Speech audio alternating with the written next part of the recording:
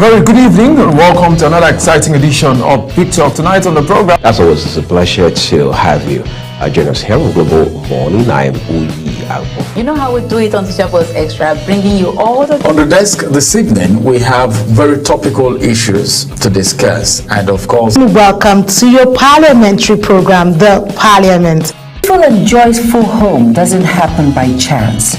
It is built on... Women can rise beyond traditional boundaries to claim their rightful place as a numerous committee, about more than 12 committees. Face-to-Face is a program that comes to you once in a week at about this time where we look into issues and discuss them. It gives you the opportunity to rule news in United Welcome Nigeria. To Entertainment Circle.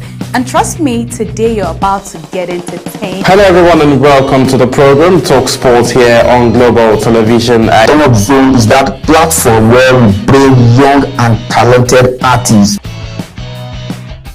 Stay tuned, stay inspired, stay with Global Television on DSTV channel 365, on Star Times channel 276.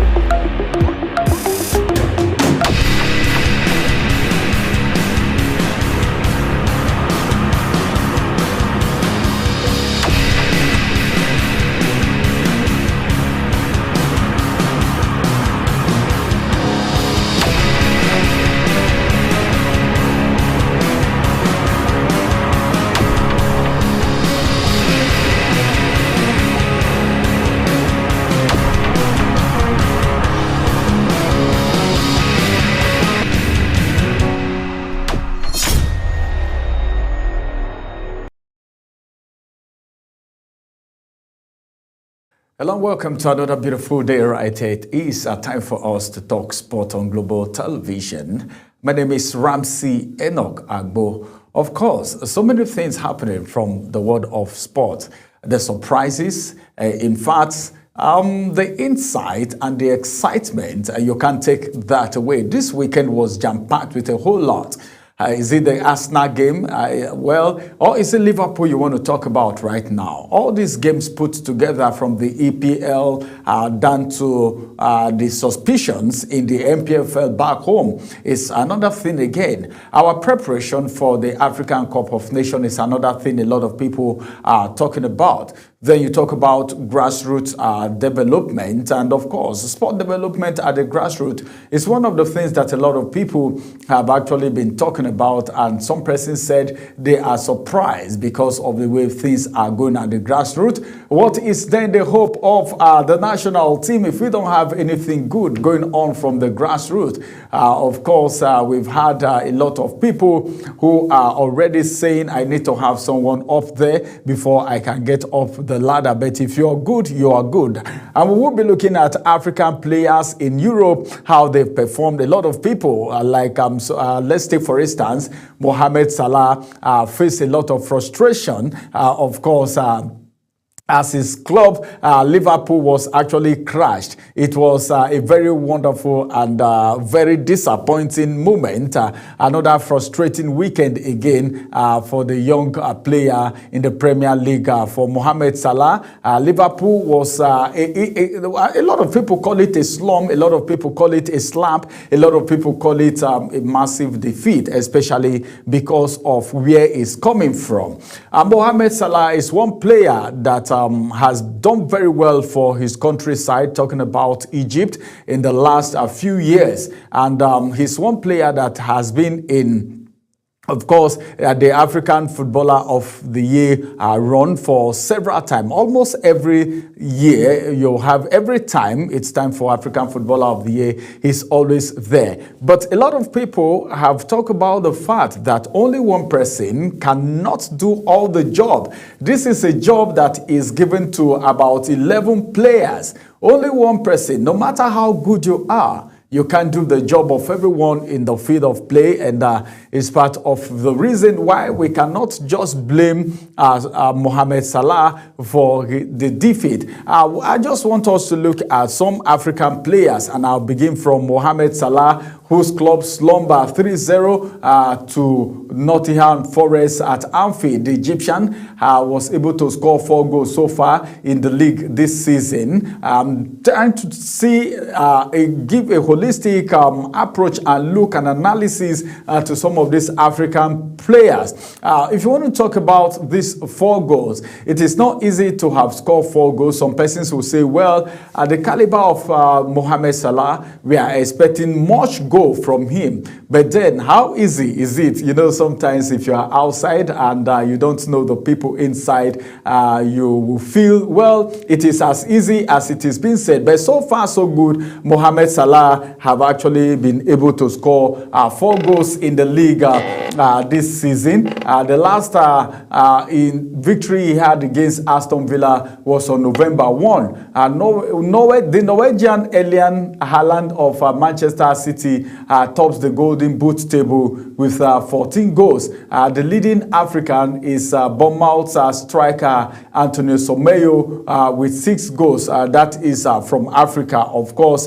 But then let's go to England. Like I was saying, Mohamed Salah is just 33-year-old, and he won the Premier League Golden Boot last season with 29 goals, but has found goals harder to come by in this campaign. And of course, the defeat by Forest left the Reds 11th after 12 rounds. Having lost 6 matches so far. That is, of course, for Mohamed Salah. After Mohamed Salah, I'm going to talk about Samuel Chukwueze too, and you know, he's playing his trade for Fulham. But then, talking about Mohamed Salah, one of the things that a lot of people have said is that Mohamed Salah, if you look at Liverpool, he's one of the players that has continuously give his best in Liverpool to ensure that whatever comes out of Liverpool is good, and of course they win their matches. Imagine the feat that he has attained with Liverpool so far. I think for me, I will give it all to Mohamed Salah. Sometimes you can't just blame a player because his club lost. He is not the only one in the field of play. He might be the engine house, as the people may say, but then is he the only one in the field to do all the magic? Well, Mohamed Salah played for Egypt. He's from Africa, and of course he has been in Liverpool for a very long time. A lot of people have speculated that Mo Salah was going to leave, of course, Liverpool, but then he is still plying his trade, and any moment anything can happen. But then every good player will have to be frustrated if his club is not doing well, because this is one of the things that adds to their feat, even back in Africa, and of course when it comes to Ballon d'Or and winning of awards. Some people will tell you it's all about the money, but so for some players, it's not all about the money. If it is for the money, I think Mohamed Salah should be in maybe Saudi Arabia right now, or of course, if he is actually for the money. All right, I think the man whom the number 11 jersey fits so much is Mohamed Salah for me. All right, let's move away from Salah and talk about Samuel Chukwueze, our own brother right here. He is plying his trade with Fulham, and the Nigerian came off the bench and his perfect weighted cross set up a Mexican Raul Jimenez to score the 84th minute goal, and that gave Fulham 1-0 victory over Sunderland at Craven Cottage. Fellow Nigerian Kevin Bassey and Alex Iwobi were starters for the Cottagers. But then let's look at of course, our own player right there, Samuel Chukwueze. You know, a lot of people have said so many things about Samuel Chukwueze recently, but then this is one player that have constantly given his all to the Super Eagles and even in Fulham. Sometimes you see him playing and you wonder why he's putting in all of that energy. I think that is in a bid to actually make a way for himself.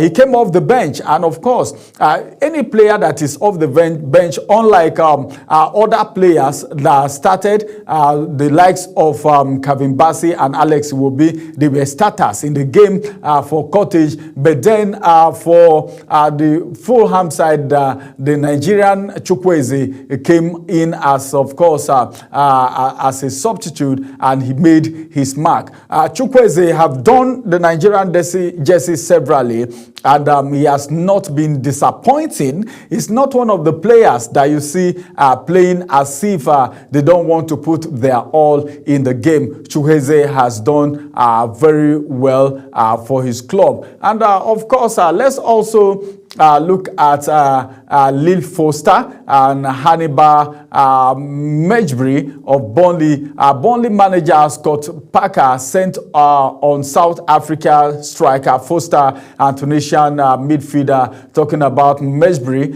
when they were trailing Chelsea 1-0 at Turf Moor, but neither substitute could actually turn the tide. And of course, the visitors score again in the closing stage to second behind the now lie second behind Arsenal. One of the clubs that have not really disappointed. See, when it comes to EPL, you can't predict any club, no matter how it is. Until the final whistle is being blown, you can't predict the player. The player we're looking at right now is Foster and, of course, Hannibal Mejbri. And these players, like I said, they've not really done too badly. And, of course, Scott was actually sent on South Africa striker Foster and midfielder Jerry, where they trailing Chelsea 1-0 at the Turf Moor, but neither substitute could actually turn the tide. No matter how they tried, even though their effort was big, the visitors score again, and of course that was how they came behind Arsenal. I think at this point in time, we need to move to Germany, and let's talk about Nicolas Jackson, who is playing for Bayern Munich, and he's a Senegalese striker.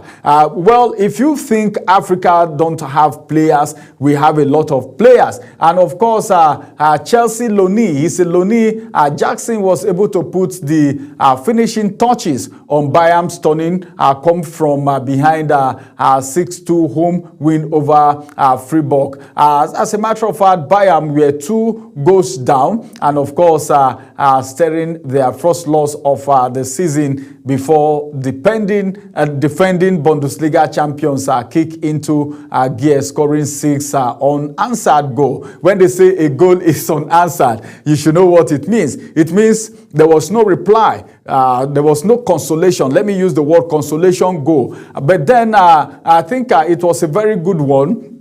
Of course, for them in that game. Jackson claimed the 5th on the 78th minute, and it was a very beautiful one, and tapping in his second league goal of the season and 4th overall. So far, so good. This is his 4th goal, and of course, the second goal of this season. And it's a very beautiful one to see African players do this beautiful magic. And of course, having 4 goals overall is not a bad one.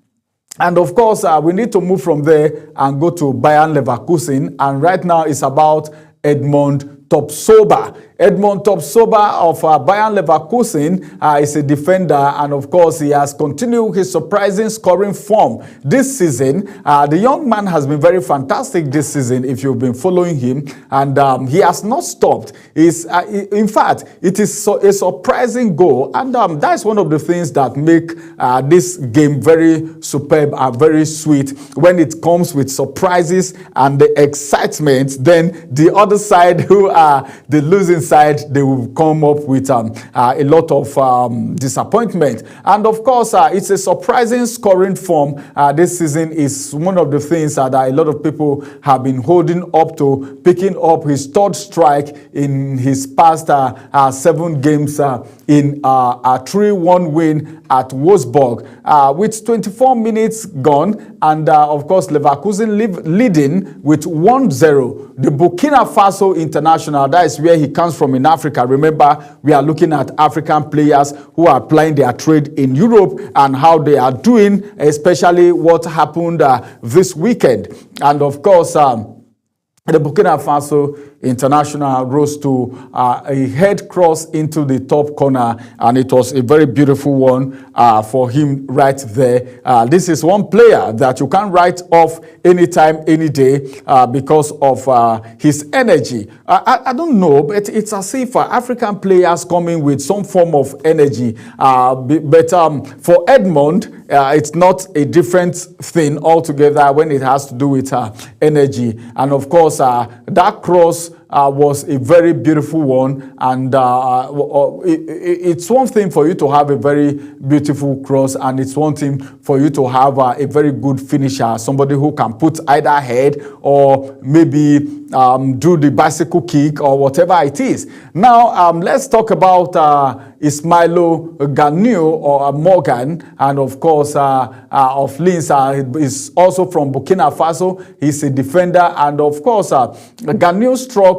the second half goal that gave Lens a 1-0 victory over Strasbourg, and of course 3rd place in League 1. And of course, talking about this Burkina Faso player, Ismailo is already a player that a lot of people are believing in very well when it comes to defend. And of course, he struck the second half goal that gave Lens a 1-0 victory over Strasbourg, and 3rd place in League 1. 2 points behind Paris Saint-Germain. The Guinea striker came off the bench, just like our own Chukwueze did for his club in the second half, and was sent off in added time for unsportsmanlike conduct. That's where the question mark came in for him, as a matter of fact. But then let's move away from there and talk about Marseille player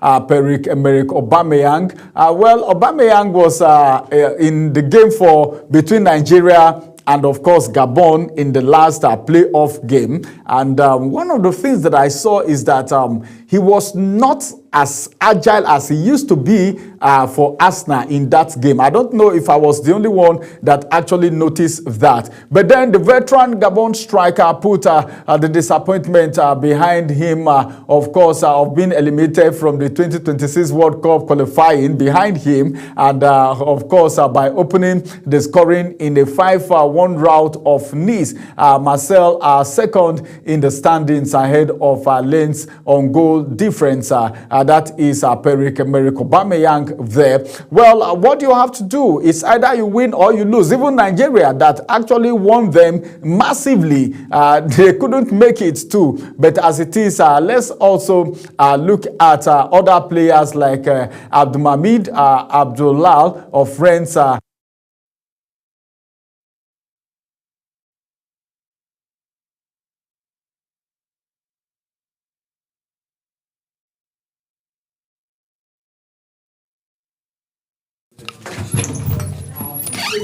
And of course, 1 point above Monaco. And as a matter of fact, let's also look at what Rooney is is saying about the issue that is happening right there. And as a matter of fact, let's also go on a quick break. After this break, when we return, we'll bring reactions coming from some of the players because Rooney is trying to make a statement.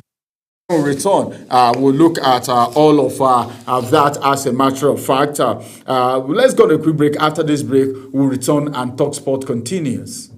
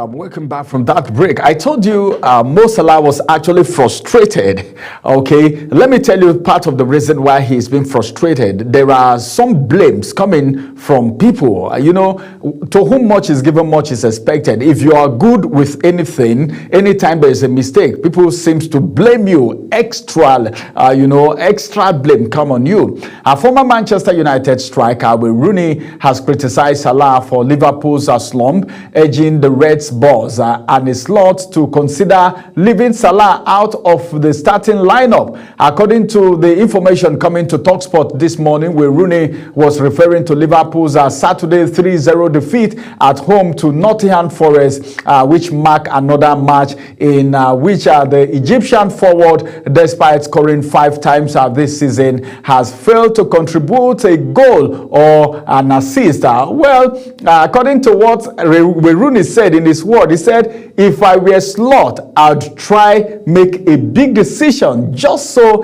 it has an impact on the rest of the team. Instead of you leaving one player who is not doing well, it's better to leave the player out. Of course, according to the statement coming right there, he said Salah is not helping them defensively. Well, better is we begin to ask questions. He was actually saying this in a podcast, and probably Mo Salah would have heard that. Don't be surprised that he was frustrated. I told us earlier that he was actually frustrated. And of course, let's talk about Arsenal a little bit. Arsenal manager is making a statement here. No, Tottenham manager is the one making a statement here. Why we lost 4-1 to Arsenal? This is coming from Thomas Frank. Of course, why did you think, well, this is a demolition, okay? Should I call it a demolition? I'm using weakest word. 4-1, okay? And that is a demolition. Why we lost 4-1 to Arsenal? This is coming from Tottenham manager talking about Thomas Frank. And of course, he didn't hide it. Tottenham Hotspur manager talking about Thomas Frank has admitted his team put up a bad performance. It's either is good or is bad, as they lost 4-1 to Arsenal in the Premier League yesterday. On Sunday, Iberechi Eze hat-trick powered the Gunners to all 3 points at the Emirates. This is one player that a lot of people don't even so much believe in. But then the same player was the one who make it happen. Spurs only got goal. One goal that they got came after Martin was robbed of the ball, and Richardson sent the ball over David Roya from range. But then Frank expressed his pain and disappointment at the manner they actually considered the goal. And that is the coach there. And you know, the coach feel the pain more. Why are they feeling the pain? Because most times if there are issues, you know, the players is from the field. You know, after that, after feeling bad from the field, that's all. But then it's going down in the record of the coach. How many games he has lost in a season, you know, it's adding or removing from his profile and, of course, his CV. And it's part of the reason why he said, well, he's disappointed at the manner they considered the goals. He said in his word, and I want to quote, he said he think it is extremely painful and he won't talk away from that it was a bad performance. It was completely the opposite of what the intention was when he came. I say, well, when I came in, this wasn't my intention. I don't know why this one they happen. That is in his word. He didn't speak pidgin, but I just need to take it down. You know, this is sport. And he said that, well, they can only apologize to the fans for the performance, and that's good. It's good to apologize to the fans because you know what it means for people to leave whatever it is they were doing to come watch your game, and at the end of the day they don't get what they expected from the players, and he's apologizing to the fans. And he said he thinks no matter if both teams wanted to play, they got more out of that and they couldn't get out. Tottenham Hotspur manager Thomas Frank has admitted his team put up a bad performance, and that's what it is. But as it is right now, Frank expressed his pain and disappointment, and of course he's not hiding it, and that's what is expected of every good coach. And as a matter of fact, that is exemplified by the 2-0 goal and the 3-0 goal that where a player went through 2 or 3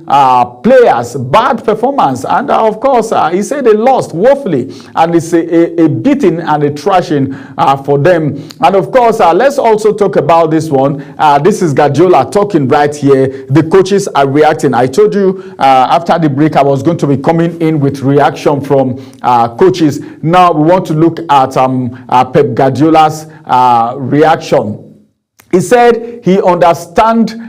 He said, I understand Guardiola's frustration. Who is talking right here is Shearer, that is raising concern over Man City's title race. You know, Man City have a lot of fans. A lot of people are watching the game, and a lot of fans, supporters, people who have laid money on the ground for certain reasons. I don't know, maybe people who go about betting and all of that. But then Shearer is someone that is a high-profile personality, and he said he's concerned over Man City's title race.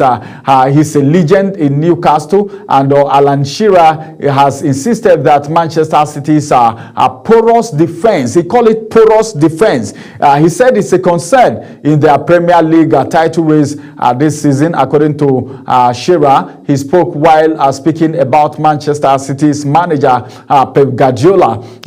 The frustration that Pep Guardiola is being faced following the Citizens' 2-1 defeat to Newcastle United in the Premier League at the weekend. And of course, Guardiola's side had the opportunity to actually cut Arsenal's lead. Well, Arsenal have been there. Let's see what's going to happen. But Arsenal's lead in the Premier League table to just 1 point ahead of Sunday's North London derby at the Emirates. However, Man City failed to even get a point. Oh my God, my God. Burns ensured Newcastle defeated the visitors at St. James Park. Newcastle United legend Alan Shearer has insisted that Manchester's porous defense is a big concern and something needs to be done about it. And Shearer spoke while speaking about Manchester City's manager Pep Guardiola, who actually was frustrated. And of course, the opportunity to deal with Arsenal wasn't there. But then if Arsenal's point was caught, it would have been more competitive because more effort will need to be put into the game for them to actually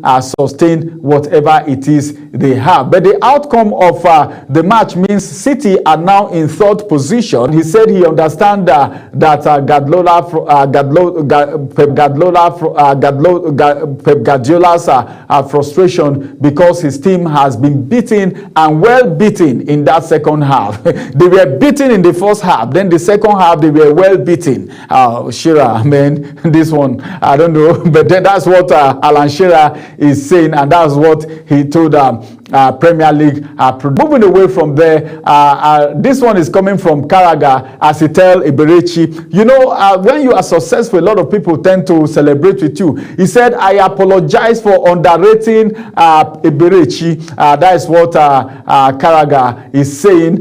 Liverpool legend Jamie Karaga has apologized to Arsenal attacking midfielder Eberechi Eze for underrating the former Crystal Palace star. Karaga said he's now convinced that Eze is. One thing with Arsenal is that every season you see them pa.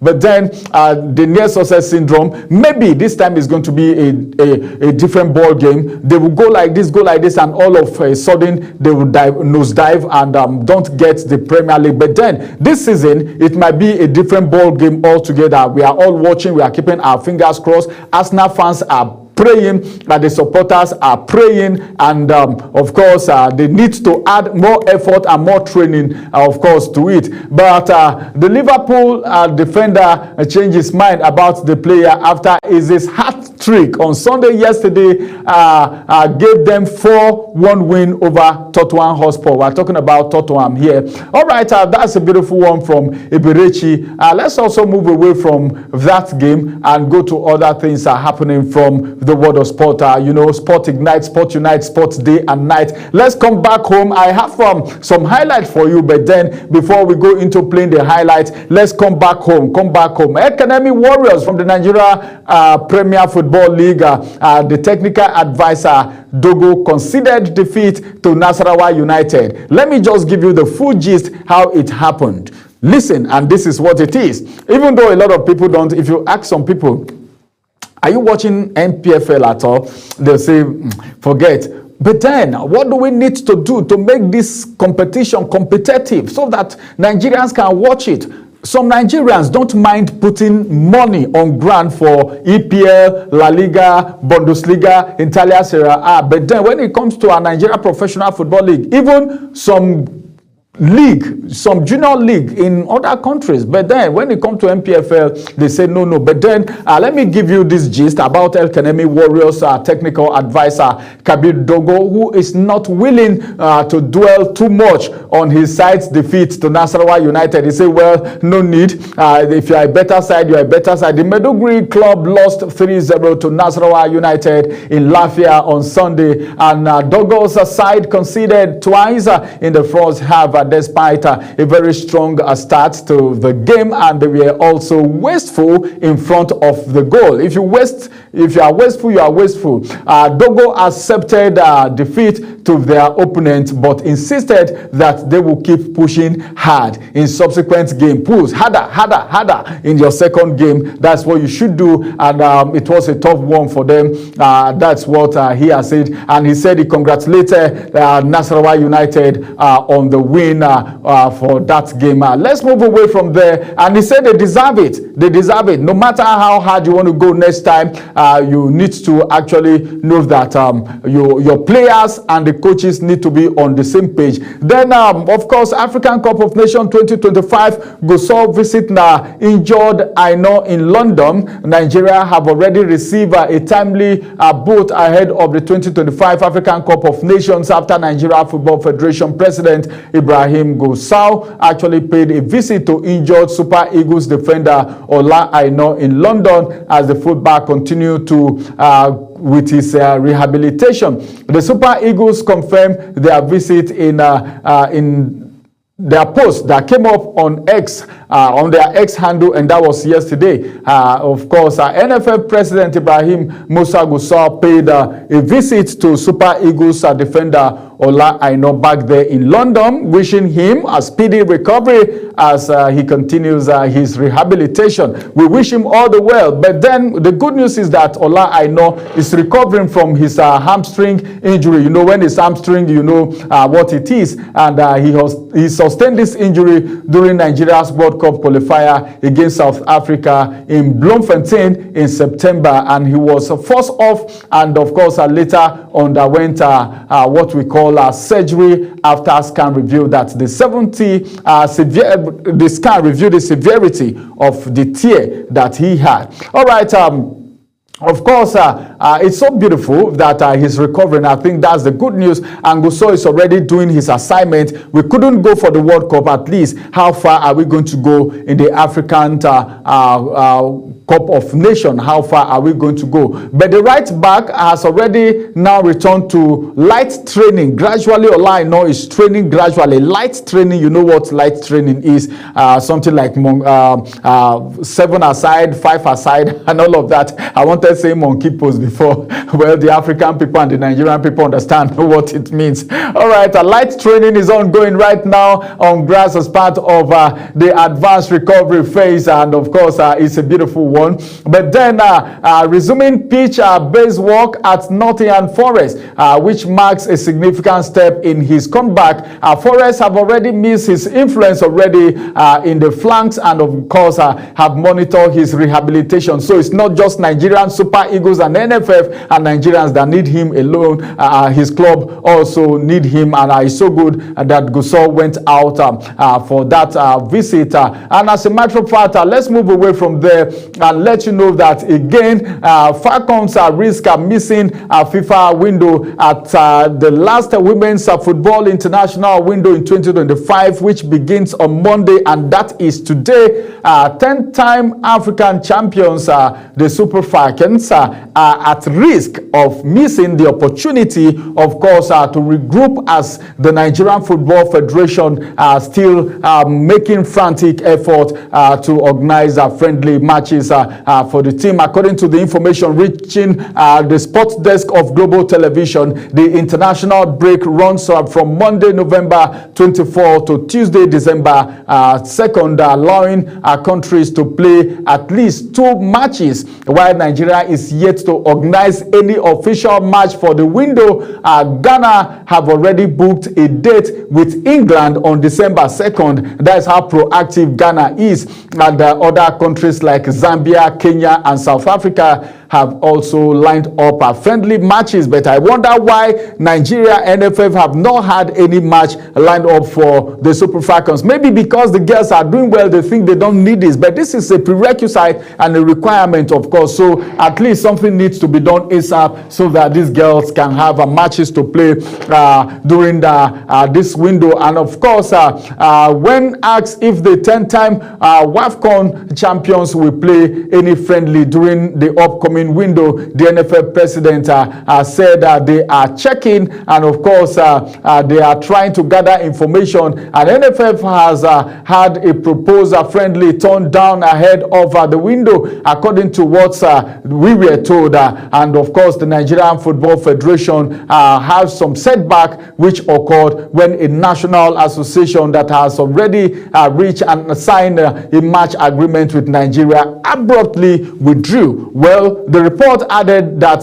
the decision was triggered by the opposing team's head coach, who reportedly preferred to face what he considered a lesser opponent instead of the reigning African champions. Now, fear make them now. All right, that's it. But then the Super Falcons are built to actually defend their WAFCON title in Morocco. That's coming year. That's going to be next year, 2026. And of course, they clinch up their tickets to the next tournament with a 3-1 aggregate win over Benin Republic. As a matter of fact, that game was played in October, although CAF has yet to announce a date for the 2026 WAFCON. But then the tournament is also expected to serve as a qualifier for the 2027 FIFA Women's World Cup back there in Brazil. But if the WAFCONs don't hold in March 2026, that would be the next window for the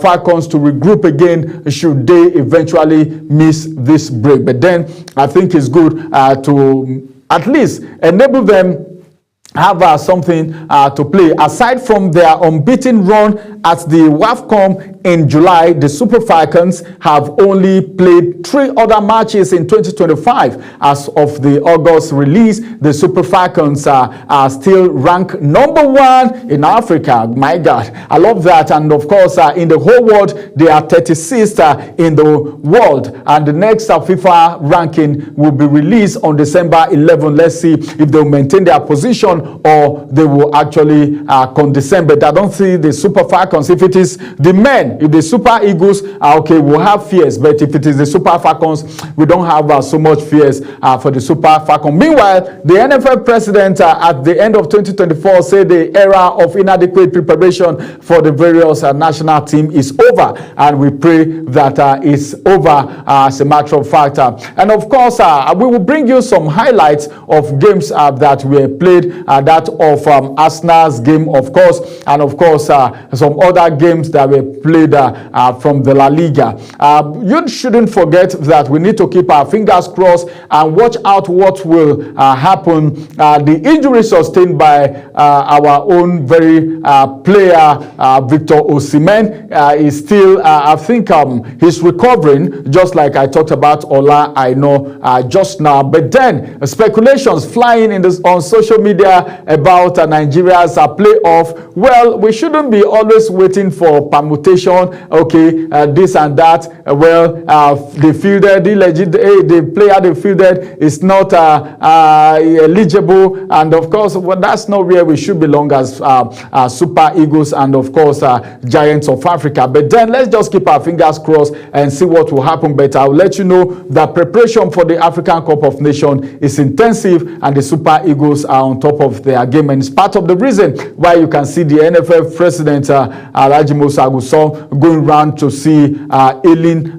players and how they are faring. Remember, there are some players were removed from the Super Eagles. Their time is up from the Super Eagles, and there were new intakes after the last playoff by Eric Chile. Eric Chile is still on top of his game. We will see what will happen. Probably after the African Cup of Nations, we will know what his fate will be. Well, this is going to be the size of TalkSport for this morning. We will take you through some of the highlights that we have today. Enjoy the rest of your day, and remember that TalkSport return again tomorrow morning. I am Ramsey Enoch Agbo. Many thanks for joining us on TalkSport today. Bye-bye for now.